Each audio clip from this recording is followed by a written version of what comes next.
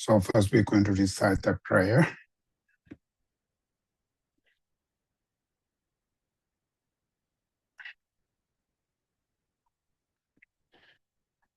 Tenpa chonten te te chi che pa ta chonpa yang ta pa tso pe san je re pa tang sha su tenpa te wara she pa chi ten chen pa che po te we ka lo jo wa la na me pa la ta mi nam je tenpa san je chom ten te pe ja wa she ja to pa la cha ze lo cho to cha su che wo tenpa chom ten te te shin she pa da chompa yang ta pa tso pe san je re pa tang sha su tenpa te wara she pa chi ten chen pa Kibu diwe kalo jowa lana mepa lata minam je tenpa sanje chumdende.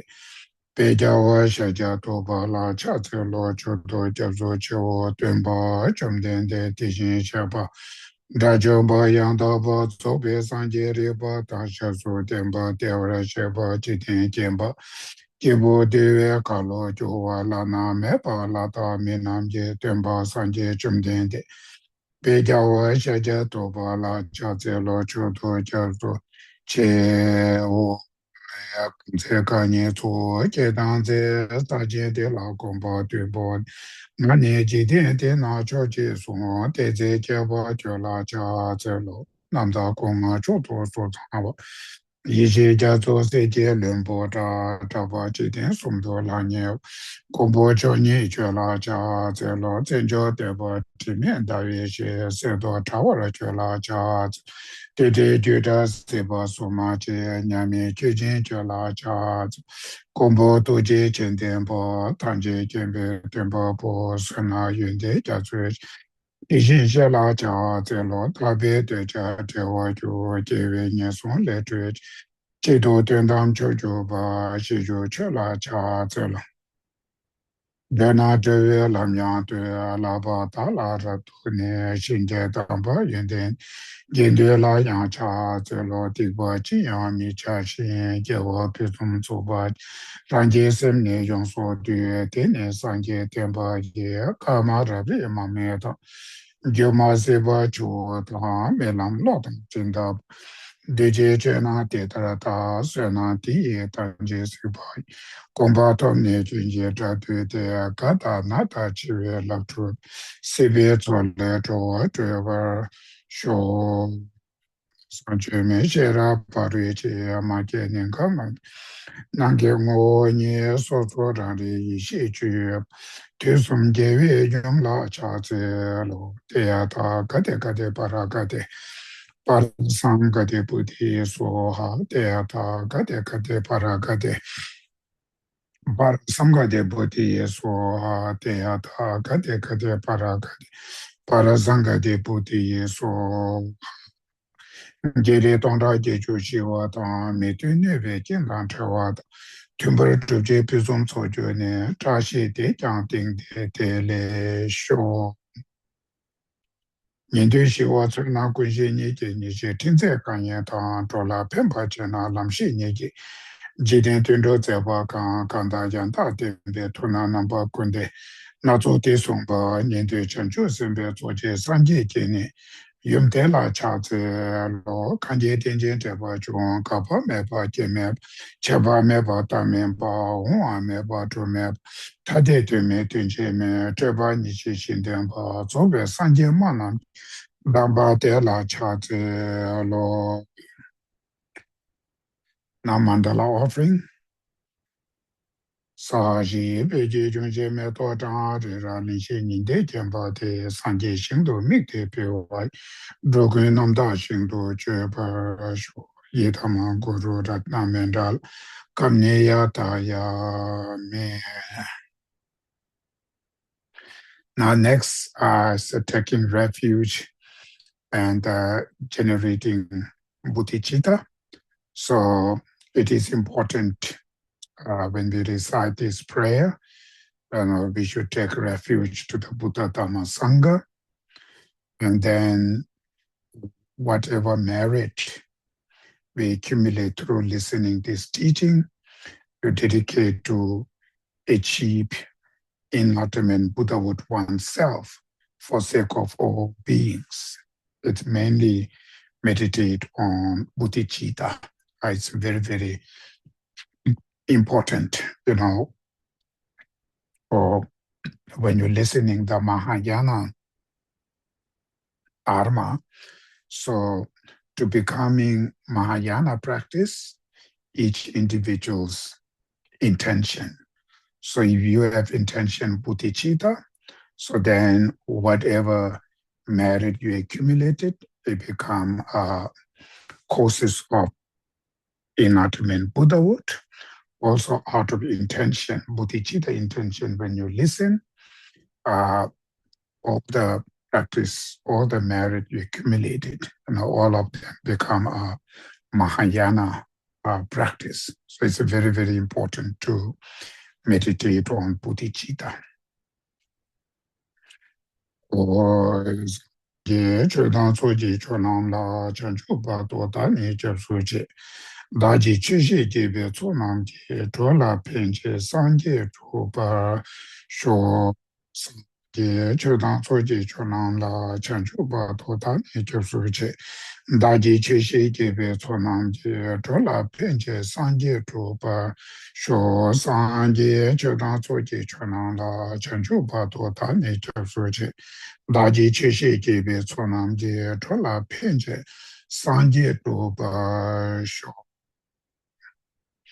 가제 도제니 손에 따왔던제 밤배제 담배제 튼제베 고담데 라차제로 나몰하ye 게다로 다니제 조금 다다미 게남다 도와 군제 타나치상 탐제 게도 다지 최든 또 rāñcā sōng rā kūndā tāwī mī kēsāng tāpa tūpī chūngā chū, tsēwē chūngā, tāpkē tsēpā, sēzē shīnī nā lā pūpē tū.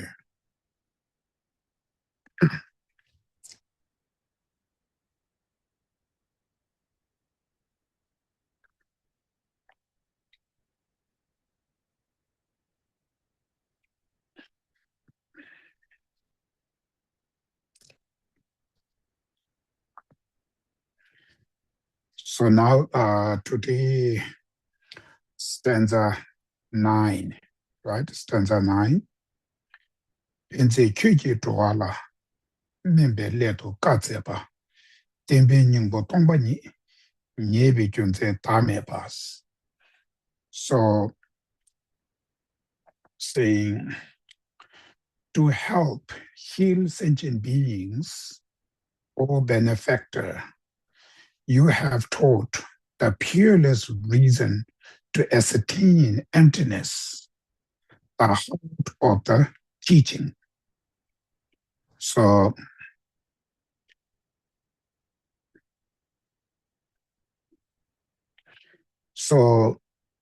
to help heal sentient beings, right? So I mentioned last time, when enlightened beings like a Buddhas, how they helps to other sentient beings, like some different religion maybe have different types of the belief. So the most of the theistic religions, they believe you believe to the God, and God will save you, right?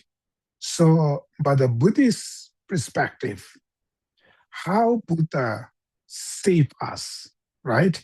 As a Buddhist, how should we look at him as our savior, right? So how Buddhas save us? So that's why I say to help and heal sentient beings, or benefactor is the Buddha, right? Benefactor is the Buddha. Or Buddha, you have taught the peerless reason to ascertain emptiness, the heart of the teaching. So how he saved us, help us, is that he taught, he teach the emptiness, right? The philosophy, emptiness, through peerless reason. So he used so many specific dependent origination is the reason which is called peerless reason, right? So this dependent origination is it is called the king of reason, the king of reason, to prove things are empty of inherent existence. Among the so many reasons he used it, but the one of the most important or best reason to prove things are empty of inherent existence is the dependent origination. So that is why it's called dependent origination. It's the peerless reason, right? Peerless. So it's the one of the best and a reason. So that reason to ascertain, to understanding the emptiness. So that's how enlightened beings save us to teach the Dharma, to teach the reality, right? To teach the truth. And those teaching is not just you believed it. And whatever he teach, always use the reason, the logic, proof. So it's not just blind faith and you just believe it. That's the Buddhist way. So that means why they have to use the reason is because we have to understand ultimate truth. You have to understand because you suffer by your ignorance, means your mind of self-grasping, which is completely misunderstanding, right, about the truth, about the reality. So that misperception, ignorance, the wrong consciousness is the root causes of your suffering. So in order to overcome this mind of self-grasping, the ignorance, you need to recognize what is the truth, emptiness, ultimate truth. You need to ascertain, right? You need to understand. So in order to understand that directly, emptiness directly, it's impossible to understand for the ordinary people. It is a very deep, it's called hidden phenomena. It is hidden phenomena. So obscure, hidden phenomena, ordinary people cannot ascertain directly. So we need to prove reason, logic. So we need to rely on the reason to prove things not exist independently. So we cannot cognize directly. We need to cognize through the logic and reason. That is why Buddha he taught the peerless reason, right? Peerless reason to ascertain the emptiness, to understand the emptiness. Because if you do not understand the reason, then you cannot understand the emptiness. So that is why he teach many reasons to prove the emptiness. So enlightened beings, the way of they saving us means they teach the Dharma, teach the reality, and as a student, as a practitioner, we listen, we study, we investigate, analyze, finally put it into the meditation. Through that, you cultivate your wisdom. And your wisdom, your knowledge will overcome your ignorance, right? Your mental afflictions, which are the fundamental causes of your suffering. So that is how, in the Buddhist, way of explanation, how the Buddha's help to other sentient beings is through the teaching the Dharma. It's like a teacher. That is why when we take refuge to the Buddha Dhamma Sangha, we first take refuge to the Buddha as a teacher, right? It's not just something like a medical, something like a Buddha can bless us and then next we just, achieve liberation. And it's not like that. Either you believe Buddha or not, it doesn't matter. But you need to understand what is the reality. So your ignorance only will come through your knowledge, through your wisdom. So rely on Buddha as a teacher to learn the Dharma. That's the main purpose. So consider oneself as a Buddhist, right? But not studying Dharma, that means you are contradict. You really don't know how Buddha helps. You do not know that. So I mentioned quite a number of times that one of the stanza, it's very powerful. Buddha says, Tumnam tiba chui mitu shings. So Buddhas, enlightened beings, cannot wash your negative karmas through holy water, right? They cannot take our suffering by their hands. They cannot transform their realization to others. What they can do, they teach what is the truth. They teach a dharma.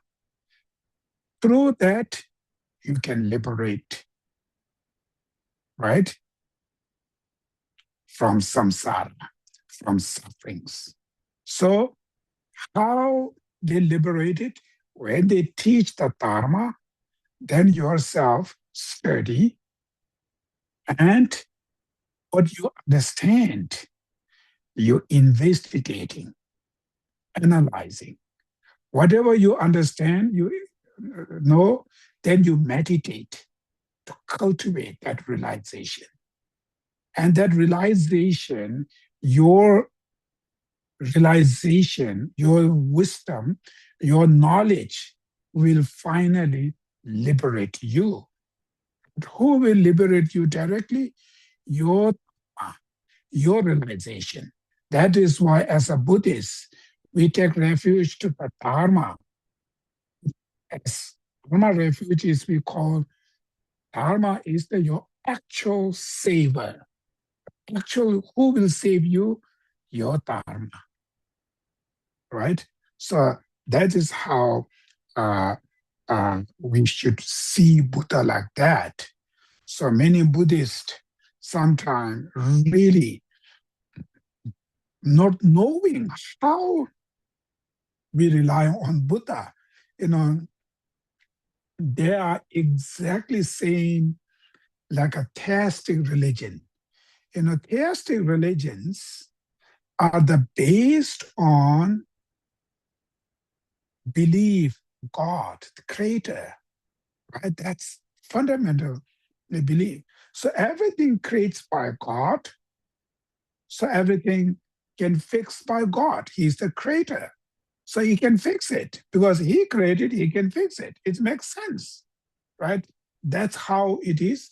And that's really works with that philosophy. But when you become a Buddhist, different idea. The fundamental concept is completely different. Buddha, when he came, he says, there's no creator. Everything's a dependent cause condition, its own cause condition. There's no one kind of divine creator, something like that. So that is why this is your responsibility. You have to liberate by yourself because all this suffering created by yourself, your karma, your cause, you create these causes. So you are the one liberator yourself. So then why we rely on Buddha as a teacher? Because we do not know how to liberate it, right? We don't know that.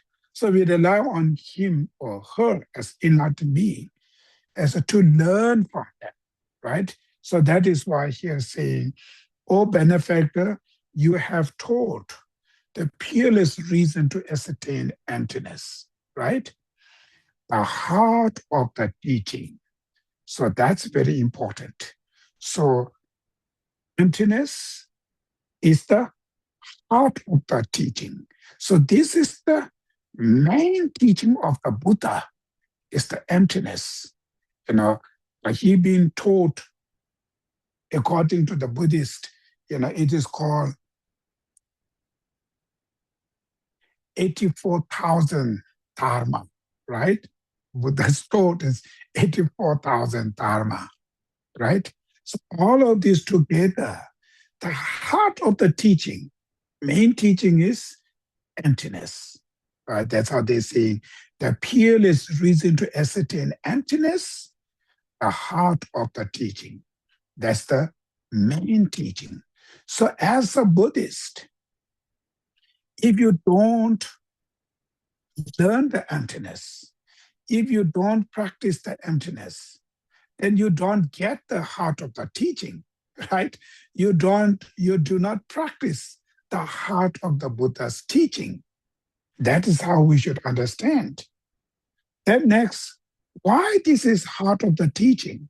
Why this emptiness is the heart of the teaching? That's why in the previous stanza, Lama Tsongkhapa says, because all the suffering, right?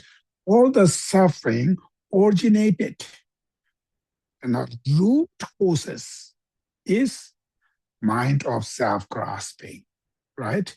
Mind of self-grasping is the root causes of all the sufferings, all the mental afflictions. So, in order to overcome all this suffering, we need to cut that root. And the root is mind of ego grasping. So mind of ego grasping only cut by wisdom of emptiness, nothing else. Bodhicitta cannot cut your mind of self-grasping, compassion not, renunciation will not, right? Only wisdom of emptiness. So the wisdom of emptiness is the only one can directly antidote to your mind of self-grasping. That is why, emptiness, the philosophy, is the one of the most important philosophy, right? That is why emptiness is the heart of the teaching. That is why it's called heart of the teaching. So even Maitreya Buddha, when he talked about the teacher's quality, Mahayana teacher's quality, right? According to the ornament of the sutra. So he says there are 10 qualities, right? 10 qualities for the Mahayana teacher. Among there, one of the quality is understanding the emptiness, right? He specific make this separately. And among the so many quality, but specific he separately, because he already tell in the one of the quality, higher training of wisdom. He already said that, higher training of wisdom. Then separately, emptiness, right? Actually, wisdom of emptiness is part of the higher training of wisdom, right? They're called 3 higher trainings. Higher training of moral discipline, higher training of concentration, higher training of wisdom, right? These 3 qualities. Already talk about when he talked 10 quality. Then upon there, separately, it says understanding emptiness, right? Cognizing emptiness. So that separately, because this is very important quality, so he repeat and he separately shows specific, understanding the emptiness. Because Without wisdom of emptiness, you cannot eliminate your mental afflictions. So all the purpose, the Buddha, when he first taught the Dharma, Four Noble Truth, he says all of those suffering come from origin of suffering, truth of origin of suffering, which is mental affliction and negative karma, right? When he introduced the mental affliction, one of the root, of the mental affliction, he introduced mind of self-grasping, right?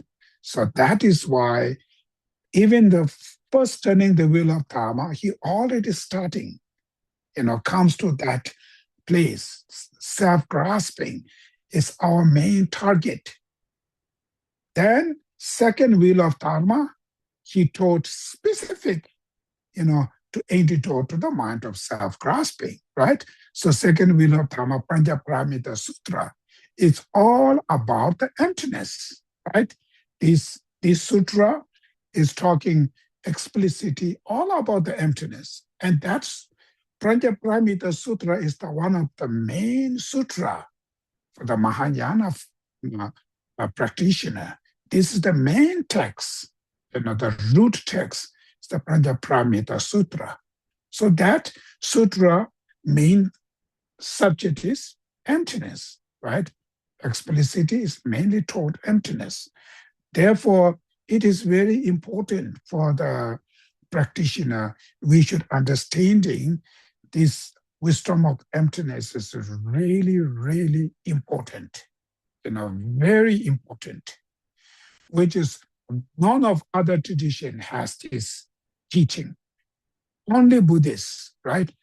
Only Gautam Buddha, Buddha Shakyamuni, he is the first teacher who discovered this emptiness, dependent origination philosophy, nothing else.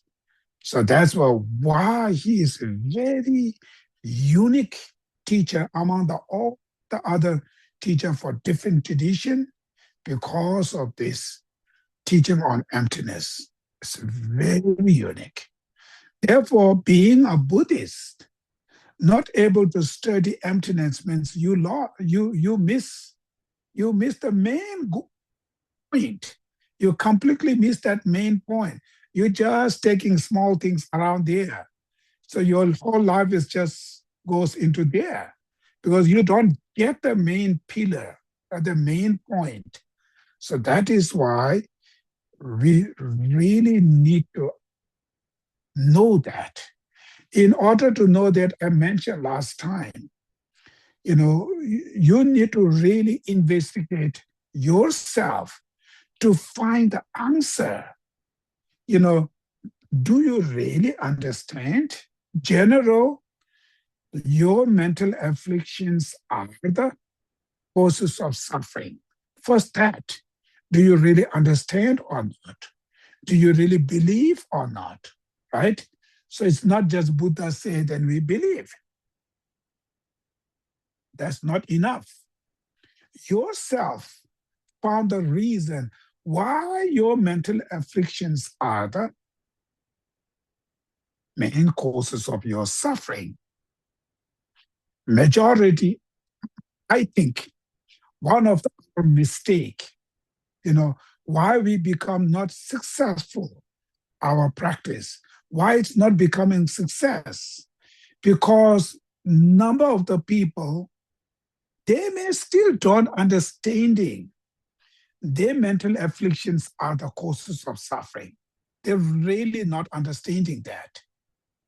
Because if they really know from deep of their heart, when they apply the dharma, they always apply the dharma for antidote to their mental affliction, right?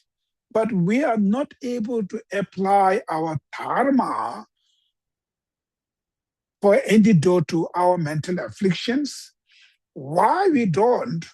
Because deep of our heart, we may still not understanding our mental afflictions are the root causes of suffering. That means we really still not yet understand the Four Noble Truths properly. And that is why Buddha teach first Four Noble Truths, which means each of us really understanding all this suffering coming from second noble truth, truth of origin of suffering, which is your mental affliction, your karma. So what kind of logic, what kind of reason you prove all of this suffering coming from your mental affliction? That's the education. That's we need to learn when we learn the Four Noble Truth. Means learning these things, right? So in order to know that, I think, but you guys just investigate yourself. I think it's very important to understanding the suffering of conditioning as a suffering. First truth, suffering, suffering of suffering, suffering of change, suffering of pervasive conditioning. Among these three, I think the suffering of pervasive conditioning, when that suffering really understand, I think it may much easier to understand that your mental afflictions are the causes of suffering. Suffering of suffering, usually when we got suffering of suffering, like stress, depression, anxiety, whatever, right? We always have reason. For instance, I'm stressed because of my job, because of my family, because of that. So we never think that because of my mental affliction, because job is also external condition, one part of causes, right? Our society is also one part of causes. Samsara things are one part of causes. It's a condition. So just knowing the condition, so we say, yes, when you stop that condition, that suffering is also changed, right? Because one causes you change it, result also change. So when you go to the suffering of pervasive condition as a suffering, then it's very hard to apply, okay, what? Your job, your family, where you can complain. Why this suffering of pervasive conditioning? Which means why you have to live with the contaminated aggregates. Mainly, suffering of pervasive conditioning means contaminated 5 aggregates you have, right? Your basic, your body, your mind, your feeling, everything's contaminated. So where should you complain that? Why this is contaminated? Do you complain to your parents? Do you complain to somebody else? There's nothing to complain there, right? It goes to your previous life. Why contaminated? Because your karma is contaminated. Why this karma? Because of your mental affliction. It's the one who creates this contaminated karma. That's all. There's nothing else to complain. So that is why when you're understanding the suffering of pervasive conditioning as a suffering, then through that reason, then maybe, right? Oh, yes, this suffering coming from my mental affliction, right? My karma. Then you can, when you study the 12 link of interdependence, right? Then they're talking about, how this mental affliction, first ignorance, then karma, then leave it into consciousness. It goes step by step showing, right? How you circle in samsara, which means how you got these contaminated aggregates. These things you really think, research till from your heart. Understand that. Then when you know this suffering of pervasive conditioning is directly caused by your own mental affliction, then next, because of this suffering of pervasive conditioning, suffering of aging, sickness, or the suffering of change, both of these suffering are based, foundation. The ground is because of suffering of pervasive conditioning. It's like a ground, right? That kind of ground is contaminated you have. That's why suffering of aging, sickness, death and dying, it's inevitable. Living with this kind of body, fragile, contaminated body, you have to experience aging, sickness, death and dying, all this, right? So suffering of pervasive conditioning is the kind of the basic ground of rest of all this suffering. And that suffering of pervasive conditioning, you know, originated from your mental affliction and karma. There's nothing else. So that kind of things you really meditate, investigate. Four Noble Truth is very, very important teaching. So, till you really understanding on that, then when the mental afflictions comes, go deeper, right? These mental afflictions coming from where? So then when you study 12 link of interdependence, then it shows the first link of interdependence, the root causes is ignorance, right?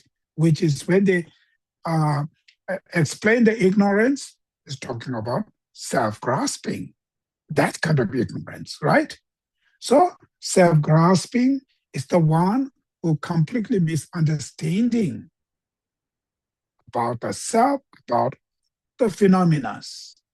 That's why rest of all the destructive emotion arises. That's why we act it. That's why our actions become contaminated. Therefore, the result of that, we ended up with a contaminated body, contaminated mind. Living with contaminated body, aging, sickness, this rest of the problems started there, right? That kind of relationship, I think it is very, very important. So when you really kind of the serious practitioner, when you apply your practice practically, not just simple faith, belief, and go just surface, to something really achievement in this life. That means you need to understanding this mind of ego grasping is the one which is the fundamental causes of this suffering. That's why to get rid of this, the wisdom who understanding the dependent origination, right? Wisdom who understanding the emptiness is only the one medicine to cure this chronic disease of mind of self-grasping, nothing else. Because of that reason, we really, really appreciate to the Buddha Shakyamuni who discovered it, who share us this, who give us this one of the most important knowledge, right? Without him, it's not exist in this planet. And this planet will remain dark era, right? In the Buddhist, we're talking about eons, the era, dark era, light era. What does that mean? Buddha's teaching is there, it's called the light. If Buddha teaching is not there, dark era. What that mean? Means that eon, entire beings remain with this mind of self-grasping. There is no any chance to get rid of this mind of self-grasping because there is no any knowledge of dependent origination. So if there is no teaching on dependent origination, then there's no way to cut the amount of self-grasping. Then all the eons of life remain with this mind of self-grasping. That means that mind we completely polluted, covered by this mind. And that's how circle in samsara, right? So today there's a light. Means this is the mind which is wrong, mistake, because reality, things is like that, dependent origination. That is why the empty of inherent existence. This logic, philosophy, reason, right? Many things he bring it here and show and share to us. So that is why we really appreciate the Buddha. That's why they praising to the Buddha. It's not, I praise to you, you are marvelous, you are great, you're blessing us. It's not about that. These kind of praises are very different because of the teaching on dependent origination is one of the most, precious teaching. So that's because of you, we discover, we're able to study, we're able to meditate. And finally, we can able to cut our mind of ego grasping. So no more circle in samsara, right? So that's why it's called heart of the teaching, right? The peerless reason to ascertain emptiness, the heart of the teaching. So specific Mahayana Buddhists, all of us, it's very important. Do you really, really understand emptiness or dependent origination is the heart of the Buddha's teaching? Or another way is the one of the main practice, heart of the Buddhist practice. It's the dependent origination, emptiness. Why? Because of the main causes of some suffering is mind of self-grasping, right? So in order to overcome that, only wisdom of dependent origination, wisdom of emptiness is the only, no other, right? That's why this is the heart of the teaching. So when you really feel that way, that means you really, as a Buddhist, you really wants to study this emptiness. You really wants to put it into the meditation. What you learn, you always make sure that every day meditate on this emptiness to experience before you're losing this human intelligence, right? Before you're losing these circumstances we call precious human life, you're going to something get it, something you need to get it. So that wisdom of emptiness. So therefore, it's called the heart of the teaching. Then the next, it's called peerless reason, right? So this stanza is showing that those who do not accept emptiness and dependent origination as having a same meaning, you have failed to understanding the intention of the Buddha, right? So here, this stanza, it is saying, showing that those who do not accept emptiness and dependent origination as having the same meaning, if you're really not understanding all that, you have failed to understanding the intention of the Buddha. You have failed to understand Buddha's main intention.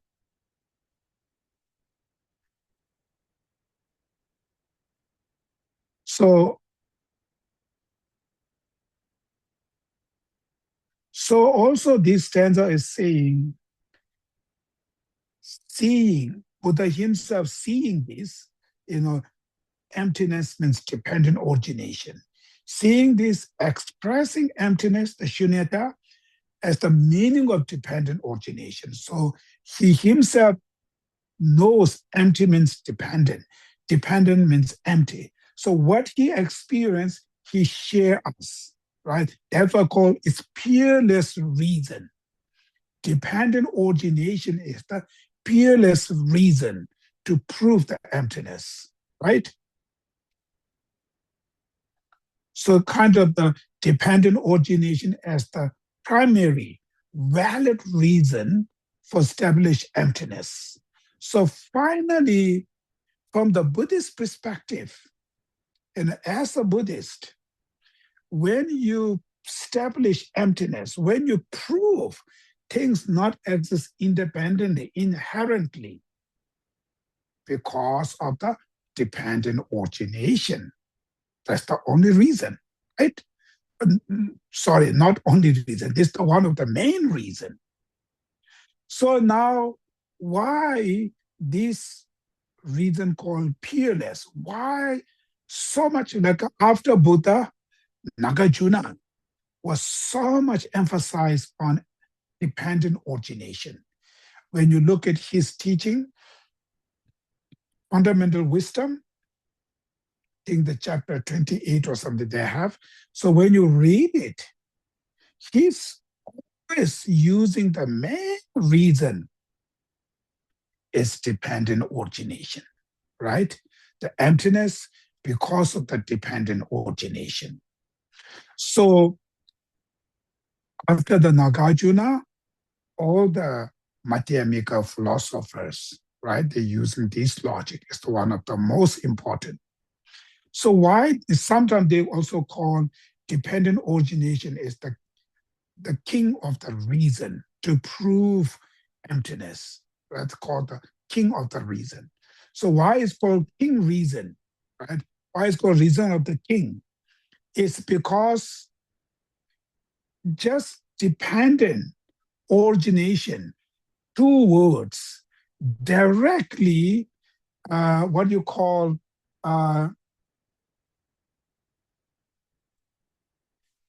staving from the two extremes, right? One extreme is called absolutism,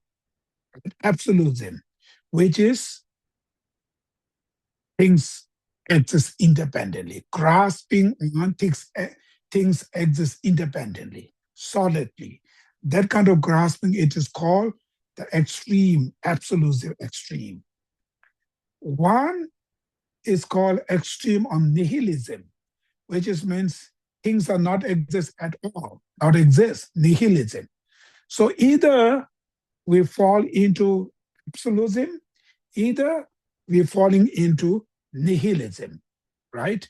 So dependent origination, this word, this reason, directly saving us from these two extremes. Dependence, the first word, dependence, save us from absolutism, right? Absolutism, which is things are exist by its own, right? Objectively, things exist independently. That's absolutism. So it's called things are not exist independently because they are dependent. They're dependent on something else. So dependent words helping us to overcome absolutism. Then next word, origination, right? Origination help us to overcome nihilism. So which means it doesn't mean they are not exist. They exist, they originated, they originate, they arises, they originated. That means they exist, they originated. So dependent origination, these two words directly help us to remain middle way, freedom from absolutism and nihilism, two extreme. So you are free from two extreme, remain in the center, called the middle way, right? This middle way. So therefore, this word is directly helping us to overcome this two extreme view. Therefore, it's called this is the peerless reason to ascertain emptiness, right? That's stanza 9. Now stanza 10. Engine dewa chungwe tsu gewa tane matu para tuwa ti kyuki luk chetar kungdu chuba news. This way of dependent origination, those who perceive it as contradictory or as unestablished, how can they comprehend your system? So I mentioned earlier, these two stanza is talking about showing that those who do not accept, who do not understand the emptiness and dependent origination as having a same meaning, that means you have failed to understand the intention of the Buddha, and you have failed to understanding Buddha's philosophy, teaching. So that's why here saying this way of dependent origination, those who perceive it as contradictories, right? Contradictory,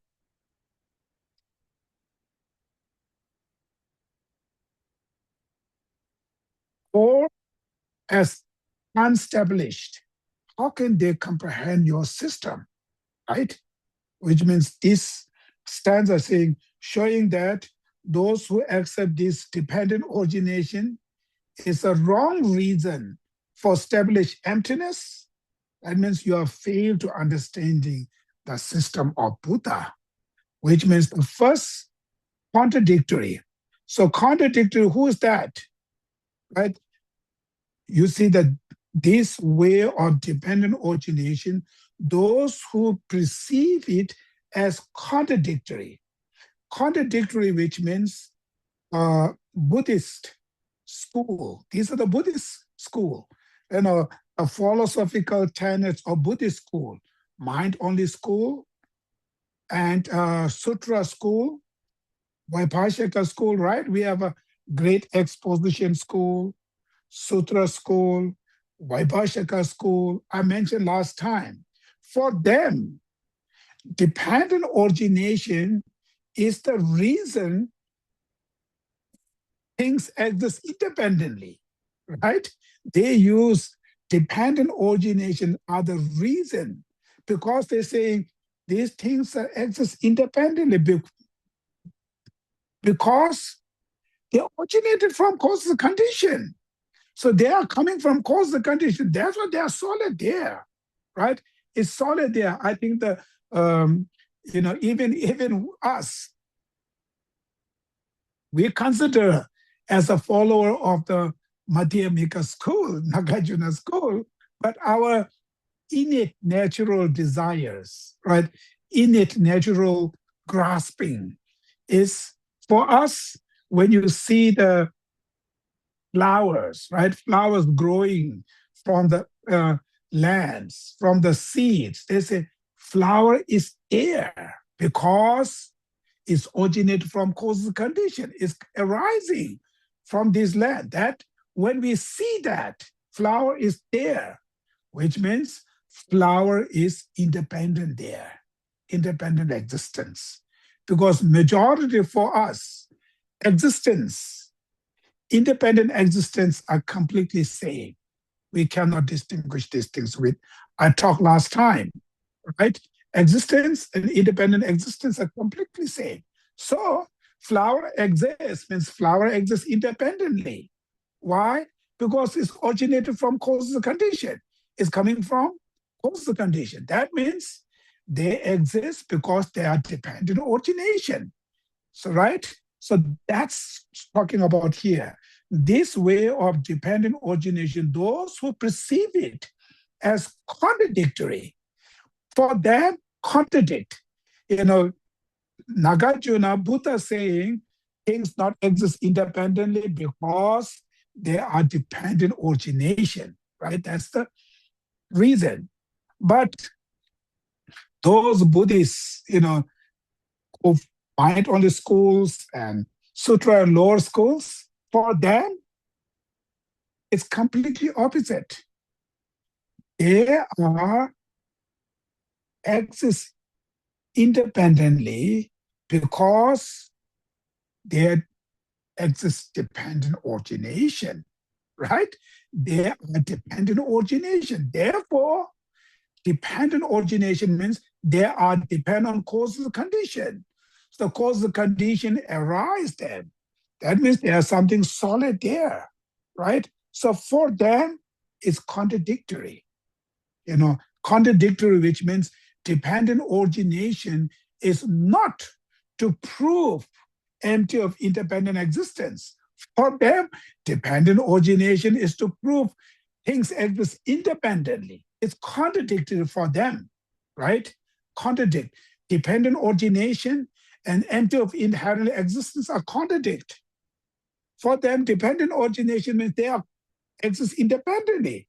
That's because are dependent origination because they originated. They depend on causal condition. That means they exist. They exist because they are dependent on causal condition. So when they say they exist, for them, exist means they exist independently, right? So that is why those who perceive it as contradictory, these are the Buddhists, you know, of what you call the uh, philosophical tenets of the Buddhist school who follow Buddhists. For them, it's called contradictory for them. And or as unestablished, which are, we think about the non-Buddhists, the philosophical tenets of the non-Buddhist school. Non-Buddhist school is called unestablished. Why? Specific, ancient non-Buddhist scholars, right, during the Buddha time.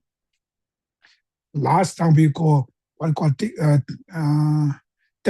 or Tatikas or something, right? Tatika.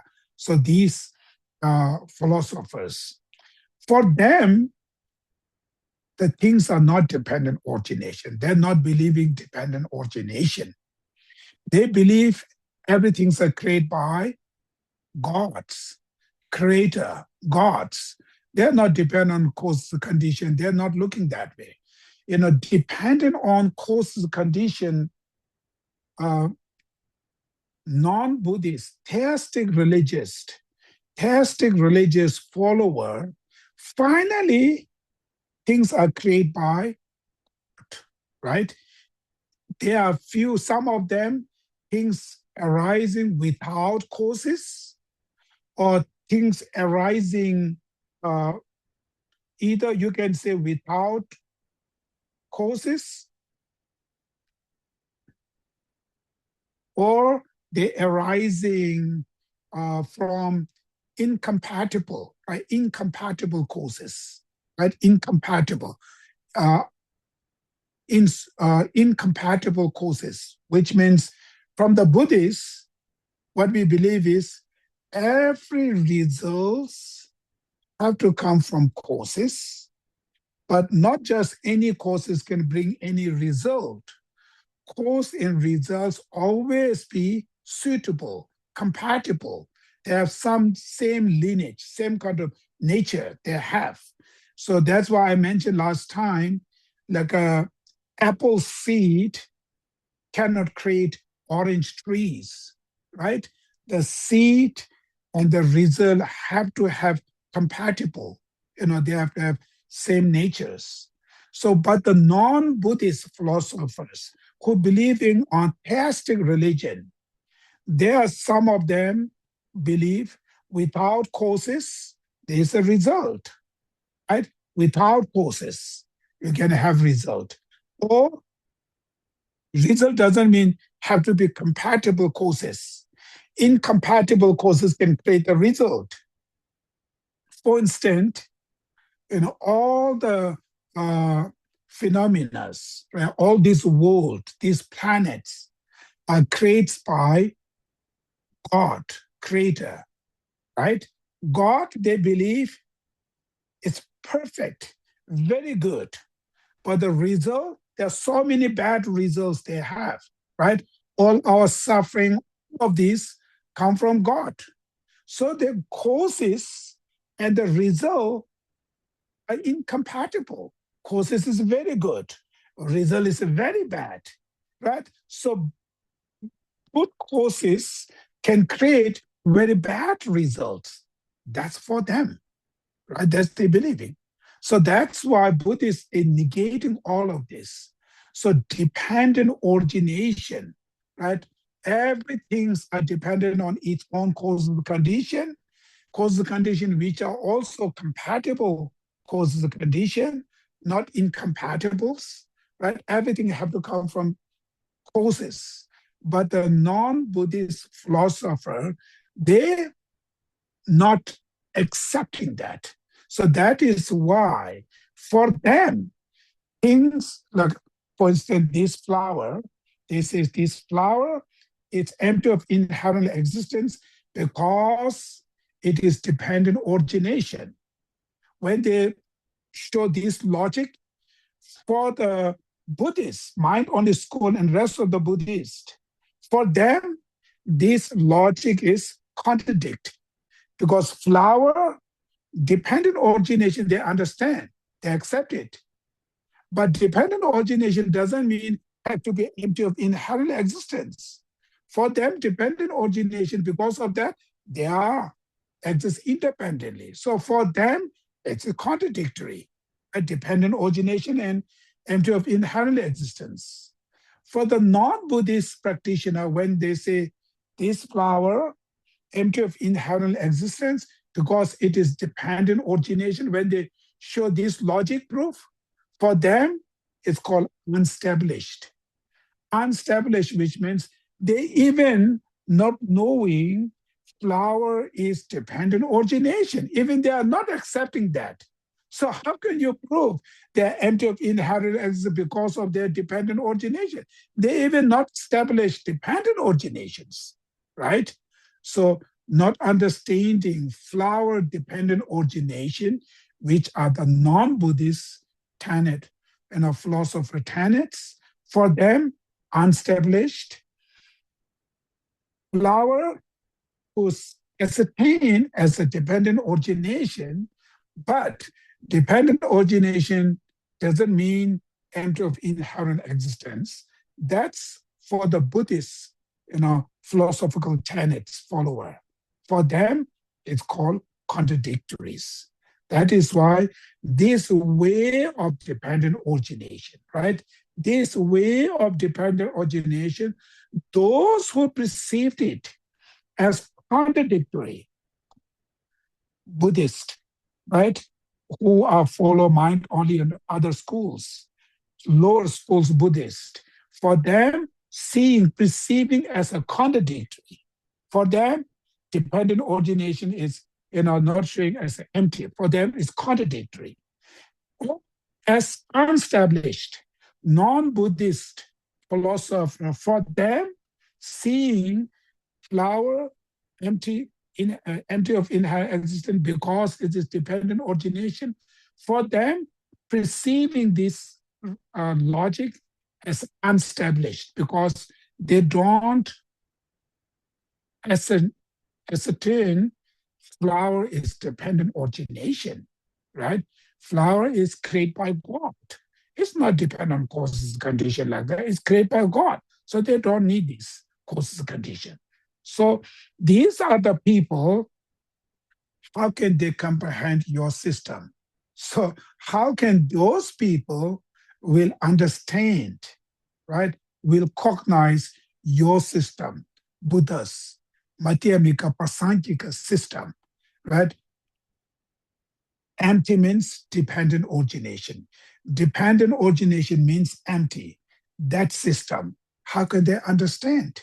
It's impossible, right? So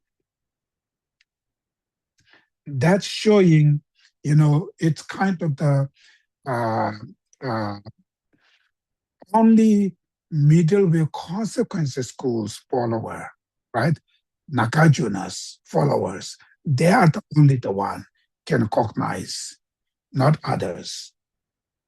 Then the next, Keni namshi tongpa ni, tenjun tuandong tongwa na, ranshi kini tongpa na, chaje teba migations. For you, when one sees emptiness in terms of the meaning of dependent origination, then being devoid of intrinsic existence and possessing valid function do not contradict. So for you, for the Buddhas, when you see emptiness, for you emptiness, which means the terms of meaning of dependent origination, right? For you, emptiness means dependent origination. That means then being devoid intrinsic, dependent origination, which means empty of intrinsic existence, right? Then being devoid of intrinsic existence because of dependent origination, right? So things dependent, that means they cannot exist intrinsically, independently. So for you, emptiness means dependent origination, which means empty of intrinsic existence and possessing valid function do not contradict. And same time, same time, you possessing valid function, you still, accepting the things are functioning, things are exist. So empty of intrinsic existence doesn't mean they are not exist. So the valid function do not contradict. They're still functioning. They still exist. It's functioning. So for you, it's not contradicting anything. Dependent origination and empty of inherent existence never contradict. You understanding the dependent, which means empty of empty of intrinsic existence. That is why things are still function, things are still exist. Function means still exist. That doesn't mean they are not exist, which is mind only school and rest of the other school, when they're talking about emptiness, which means there are things empty of inherently existence, which means not exist, not function. But for you, it's nothing contradictory. You can still accept emptiness, empty of inherent existence, same time, things are functioning. Things are exist, it's functioning, right?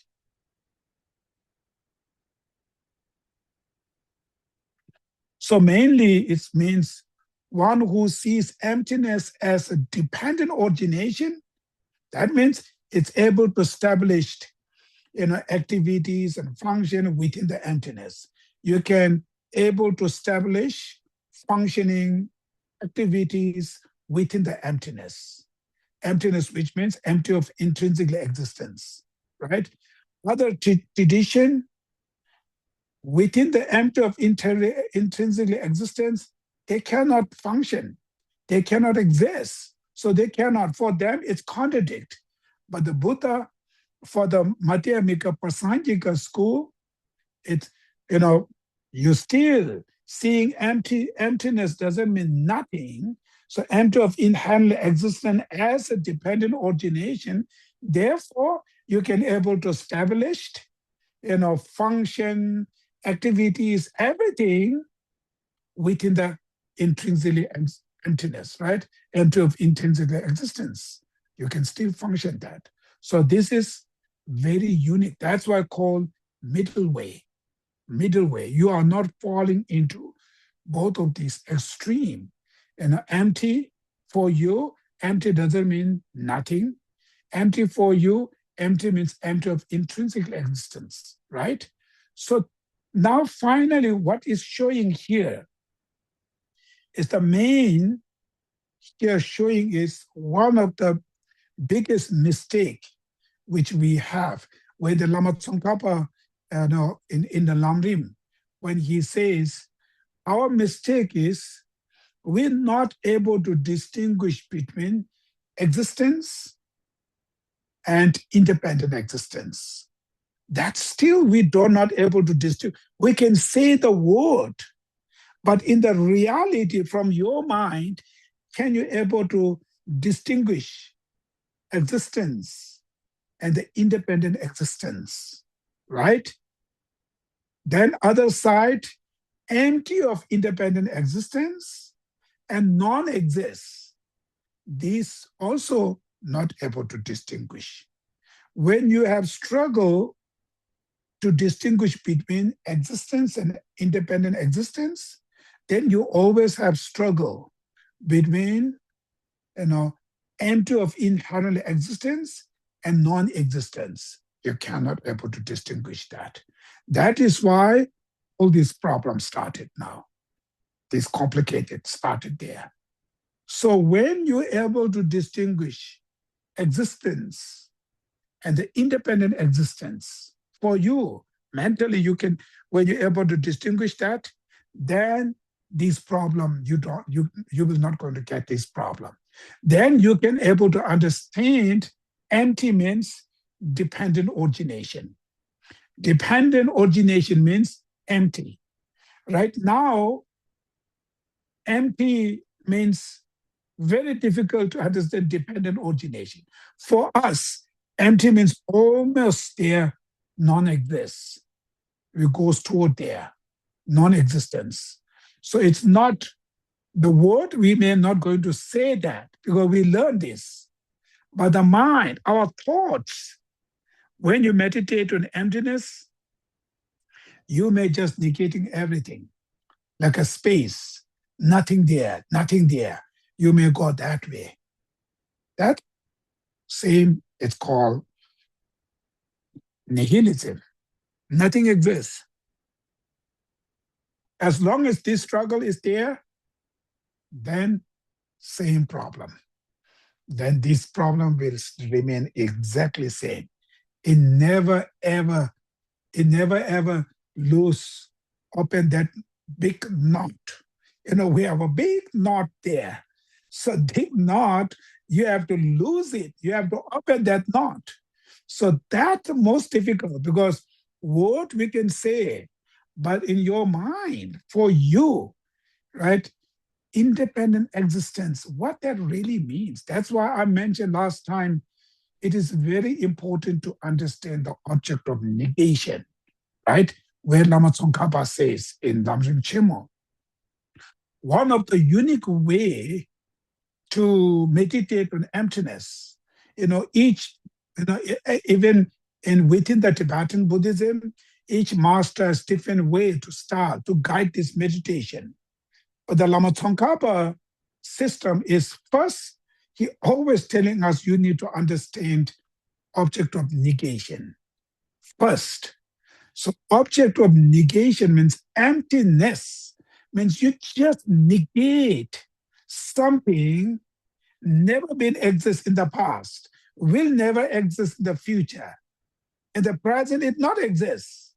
But that non-existent, we don't know that. We don't recognize it.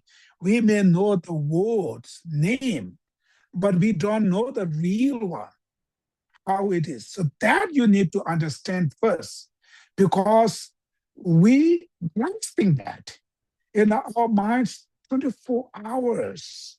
Any object, when they appear to our mind, exactly they appear independent existence.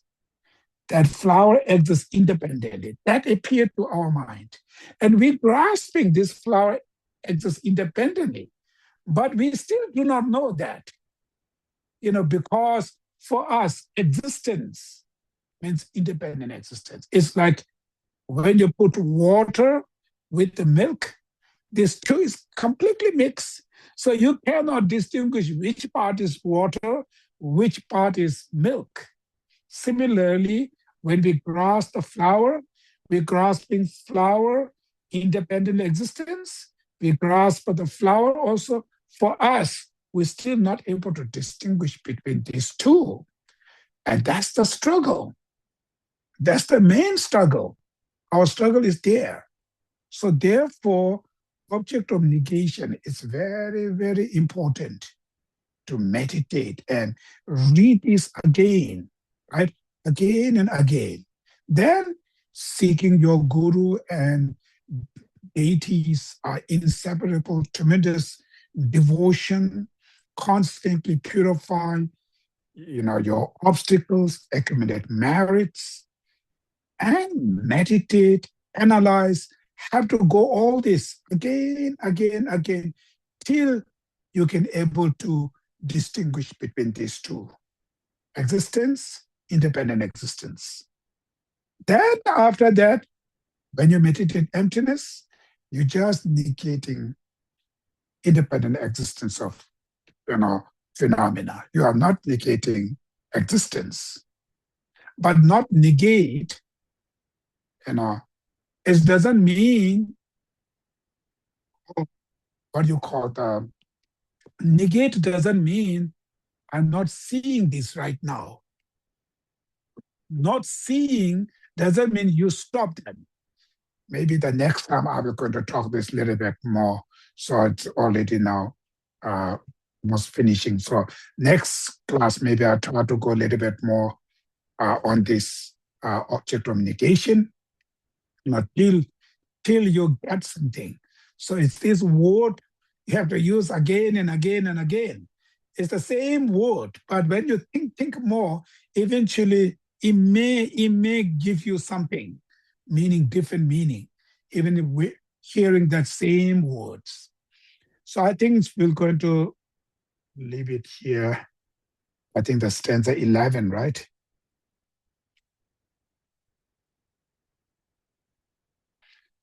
Okay, so that going to stop here in stanza 11.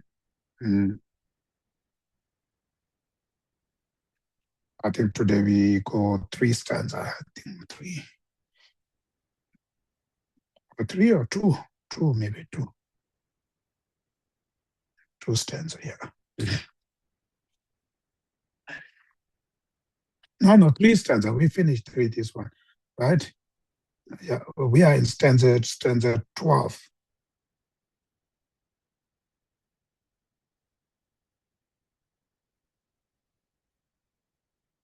Okay, any questions? You should unmute. I think you can able to unmute.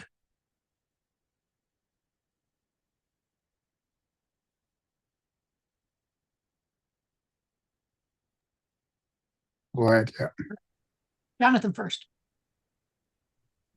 Just a quick question. So in stanza, let's see, I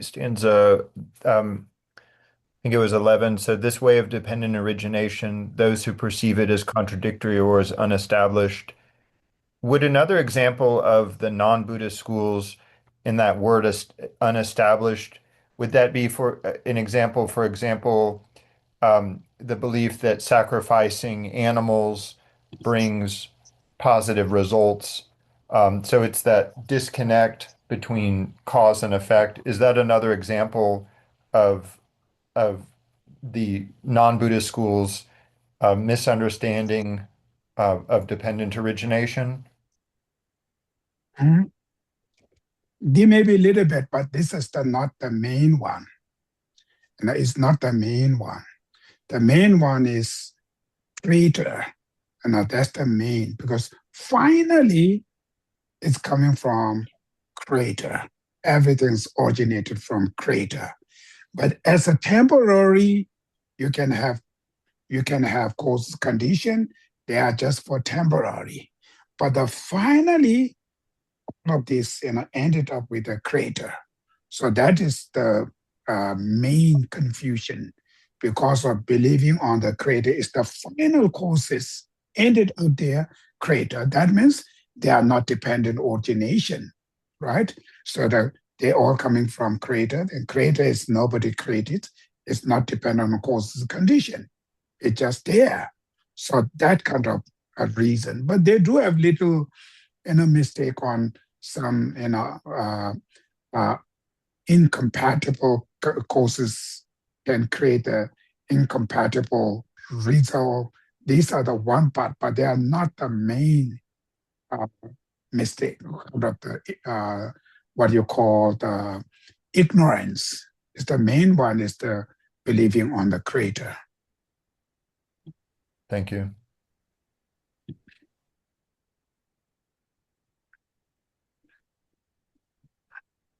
Okay, go ahead.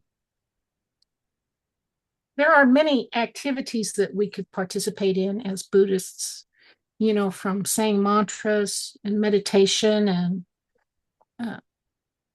your list is longer than mine. Do you have a suggestion how we choose among those things? I will give you first example. It's kind of the when we practicing Buddha Dharma, there are root practice, there are branches. So the first root practice is some kind of mainly meditation to experience. So experiencing any realization, because finally, these mental affliction only eliminate through experience, the realization. So that's why the main root practice is about to meditate, to experience each of these realization. Then, in order to achieve each of these realization, there are many obstacles. And these obstacles, we need to clean it. And sometimes not enough merits, virtues. It's also when you do not have enough merits, then you cannot experience any of this. How long you be meditate, you will not going to be achieved it. Same like that. If you plant a seed on the ground, make sure first ground have very rich ground. If the ground is not rich, lack of soil, lack of moisture like that, even you put the seed there, it not grow. So similarly, to grow the realization, this favorable condition is the merits and virtues. An unfavorable condition, obstacle, we need to clean them. Because of that reason, before achieved realization, then they have a mantra recitation, prostration, mandala offerings, and candlelight offering, incense, flower, kind of rest of many other practice we do, the rituals, all of this, as it's called preliminary practice. These each are practice helping us to accumulate merits. These practice helping us to cleansing the obstacles. So they are also important. We really need them. Without them, no result. But the main practice is meditation. Even you meditate with recite the mantra, you meditate with reciting the prayers. So like even the prayers, there are many prayers we're doing. It doesn't mean it's just prayer. Actually, when we're reciting the prayer, we're also meditating. Each of these, behind the meaning of the prayer, we're reflecting. I reflect this. That's how it's called meditate. It's not just you say blah, blah, blah. It's mainly reciting the prayer is behind the meaning. We meditating these things. Like many sadhanas, when we're reciting the sadhana, these are all have behind their meaning. We meditate like many guru yoga practice when we do. It's all praise to the guru, prayers are praising to the guru, or prostrating to the gurus, some confession, like all kind of things there. So when we're reciting that prayer, we're meditating, to cultivating your devotion to the guru. So the essence of this guru yoga practice is to cultivate devotion. Devotion, which means your faith and respect attitude to the guru. So similar like that, all those prayers and mantras, we should do it, but at the same time, meditate on each of these together. So that's become powerful. Thank you.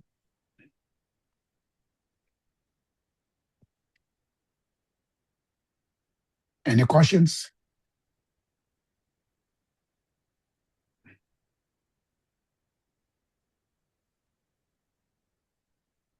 Or no question? Yes. Wow. Ask one more question if nobody else is going to. No, go ahead. It's somebody else. Go ahead, Ron. Okay. Thank you, Geshe-la, for taking my question. Is it fair to say that Vajrayana Buddhism is not a religion? It's more of a science than religion because you can test it. A religion seems to be something you have to take only on faith, and science is something that you can prove over and over. You could come up with the same result. So Vajrayana Buddhism is science and not religion, at least in my mind. Is that wrong for me to say it like that? So not only Vajrayana Buddhism, it's general Buddhism. They have a debate. Some of them saying Buddhism is the mental science part of the science. Some of them saying Buddhism is a way of living. So that's the people's, whatever their labels. But for me, religion, first, what is the definition of religion? That's the first important, because general, according to the maybe, the English word from the Bible, maybe religion means finally based on God, right? Believing on the God. And if that's the, out of that, if becomes religion, then Buddhism is not part of religion, right? But religion, which is, believing, prayers, marriage, and all kind of ritual, then Buddhism is part of religion, which have all of these things. So first, it is Buddhism as a religion or not. First, in order to debate that, you need to understand what is the definition of religion first. Right there, make clear. So for me, I don't know that. Religion is English word. So what does that really means? For just somebody, they told me, in according with certain book, the religion, which means the fundamental, believing on God. And that's how it's become religions. If that's how religion means, then Buddhism is not. But somebody they saying, or religion or believing in a higher divine, what you call the great teachers and prayers and recite mantras and all kind of ritual things, then Buddhism is part of that. So I do not know this. So clear thing is I have no answer on that. Thank you, Geshe-la. Thank you. Okay, Jonathan, go. Last question. We have 2 minutes. Actually, I was seeing if anybody else had a question in the chat box. So I know that the study of the different tenet systems is very vast, and there's no way that you can, in this short time, discuss the distinction between the Vaibhashika, the Sotantrika, the Chittamatra, all the different systems. But I'm wondering, you made a distinction. You said that the lower schools, they can't seem to distinguish between existence and inherent existence or independent existence. So just wondering, what is the problem with the lower schools? That is it their definition of emptiness or their definition of inherent or independent, or are they just not negating enough? Um, and I know that we have to study all of these systems before we can truly understand the Prasangika view. But what in a general view, what is the problem with the lower schools? Are they not negating enough? Or is it their definition of inherence? Point is, they do not know how to be, exist if the things not exist independently. They do not know how to leave things exist and anything exists. It's not about only the lower school. Even like us, like ordinary people, just caution to oneself. So can you able to distinguish just negate independent existence? For instance, you try it, you negate completely independent existence, and that moment, at that mind, do you really negating everything or you still holding there something there? Right? It's very difficult to, when you negate independent existence, in that moment, I think you cannot see the things there. It's everything's gone now. So that's the difficult part. So it's not distinguished. Its main thing is things like, for instance, if the thing's not from there, then where is it? How can you say it exists? Right? If the thing's not from there, then how can you say it exists? So it's very tricky, very difficult. We don't need to just look into the lower school, somebody like these people, those people. Just rather apply to yourself, right? Once, because you can see things, what you experience. So for you, when you're negating, like for instance, this flower, when you're negating this independent existence of flower, okay, this does really not exist. And that moment when you negate that independent existence of flower, in that moment, can you still able to remain flower there? I think you cannot. Very difficult. So that is why problem is negating independent also of flower, because it's very hard to distinguish independent existence and existence I mentioned earlier, right? So that's why only middle way consequences. That's the mind. The mind, powerful, very intelligent, very smart. The people, when you get that kind of knowledge, then they can able to distinguish. So that's why I call lower school, because they don't get that level of the mindset. So therefore, it is very hard to say what these people, why they're not able to do this or that. Rather, just look yourself, and then try to distinguish these things. You cannot. Lama Tsongkhapa's, one of his Lamrim Chemo, one stanza, he put it, he says,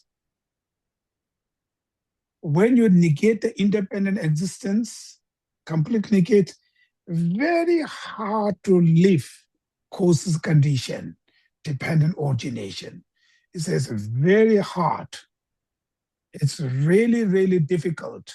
But you have to leave that middle way school's perspective, but very difficult, because when you negate in that moment, in your mind, it looks like it's just nothing exists there.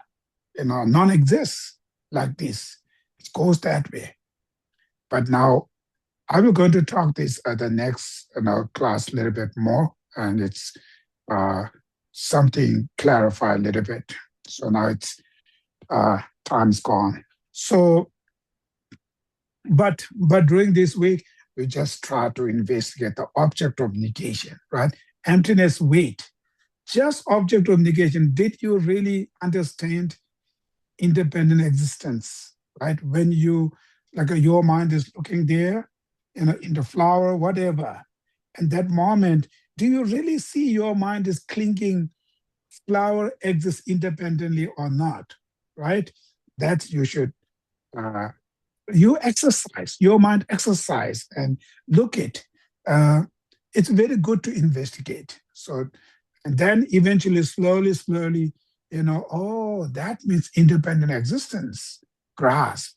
That means all my minds, everything. For me, it's just independent existence. Everything is appear that way. So that kind of, experience, when you got it, then after the emptiness meditation come, then it's a little bit easier to what you negate, right? So it's kind of difficult, but you should try. Okay, so finally, we're going to do the dedication here. So I mentioned last time, it's not just only investigation. So accumulation, merit, and purification are very, very important. So it's called all the traditions, specific and other traditions, they're called the mwendo, which is very important practice. So it's a prostration, mandala offerings, or some of you cannot doing the prostration. Again, you can do circumambulance, right? Anything. And mandala offering, and very important, the Vajrasattva practice is the purification, either Vajrasattva, 35 confession Buddha, any other purification. And these are really important. This is one part. You're cleansing those obstacles, then you can experience emptiness much, easier, much faster. That is why Lama Tsongkhapa himself had to go to the retreat for this, purification practice, prostration and mandala offering, this he done that, and that after then he experienced as emptiness. So same. So it's not only study and meditate, also this preliminary practice are important. Then when the preliminary practice become more powerful, more effective, then Guru Yoga practice makes your preliminary practice more effective. Your marriage become much, bigger, accumulate much bigger, much stronger with the Guru devotion.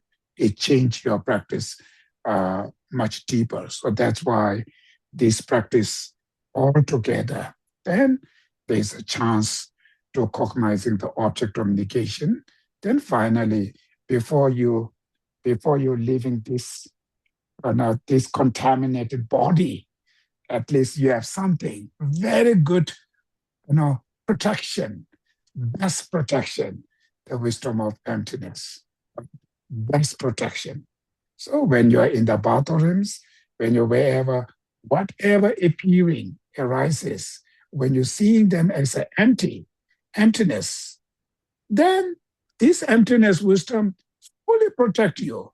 No fear, no worry, no disturbing, will stop to take it to do the unfortunate life.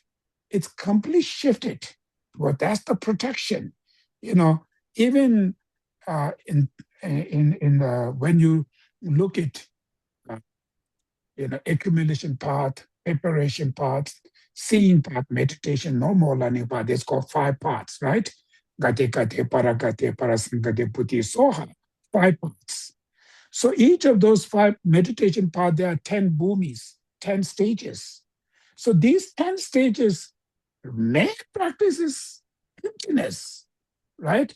Then method side is 10 paramita, but the real antidote at either first bhumi, first stages, is meditate equipoise on emptiness.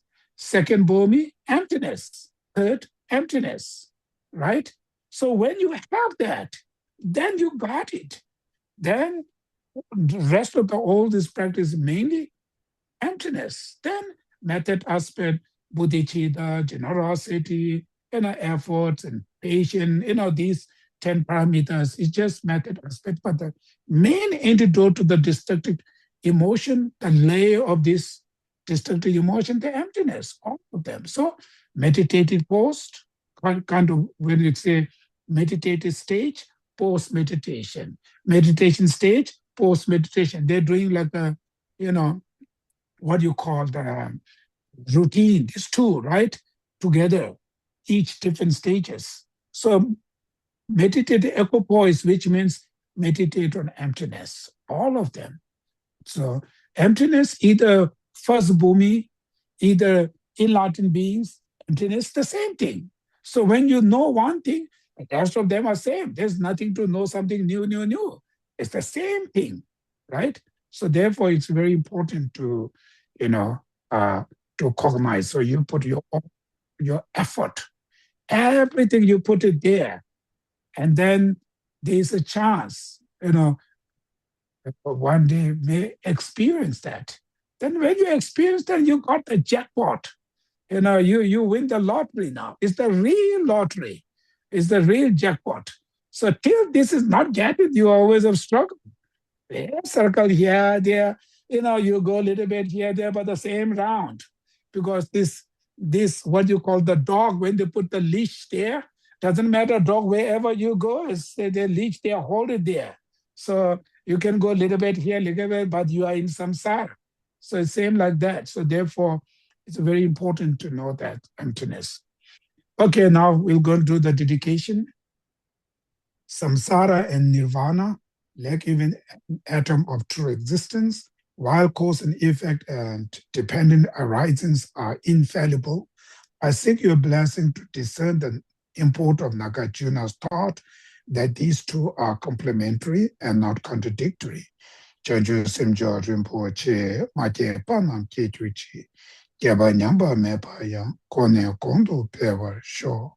May the precious and sublime Bodhicitta, not yet born, be born, and that which has been born not decline, but increase forever. In the snowy mountain paradise, You are the source of good and happiness. Powerful things in just with generosity. May you stay until some silence. Throughout the world, and in particular this region, may there be no sickness, famine, war, and so on. May all sentient beings live happily in accord with the law of Dharma, and may they all find wealth, prosperity, and all goodness.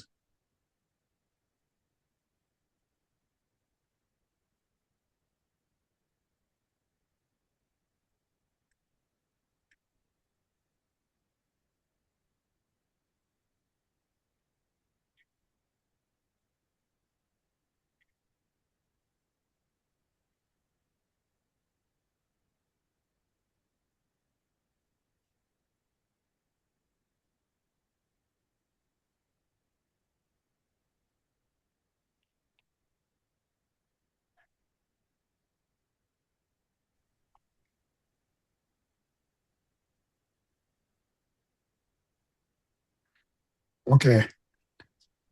Thank you. Have a good night. Thank you, Geshe-la. Thank you, Yeah, Geshe-la. Thank you,